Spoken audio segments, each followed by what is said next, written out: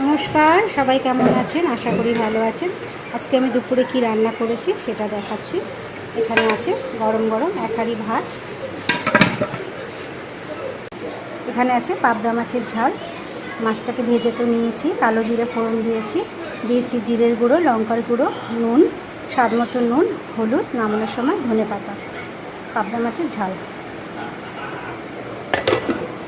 আর এখানে আছে বোয়াল মাছের ঝোল, আলু বেগুন বড়ি দিয়ে বোয়াল মাছের ঝোল হয়েছে। এটাতেও দিয়েছি টমেটো, দিয়েছি পাঁচফোড়ন, দিয়েছি জিরের গুঁড়ো, একটু আদা বাটা, শুকনো লঙ্কার গুঁড়ো, নুন, হলুদ আর কটা কাঁচা লঙ্কা দিয়েছি, বড়ি দিয়েছি, আলু বেগুন দিয়ে এটা বোয়াল মাছের ঝোল করেছি। এই রান্না বোয়াল মাছ।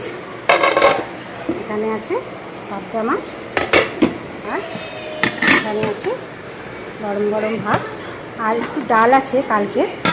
ব্যাস, আজকে এই পর্যন্তই। সবাই ভালো থাকবেন, সুস্থ থাকবেন। আবার সবার সঙ্গে পরে দেখা হবে।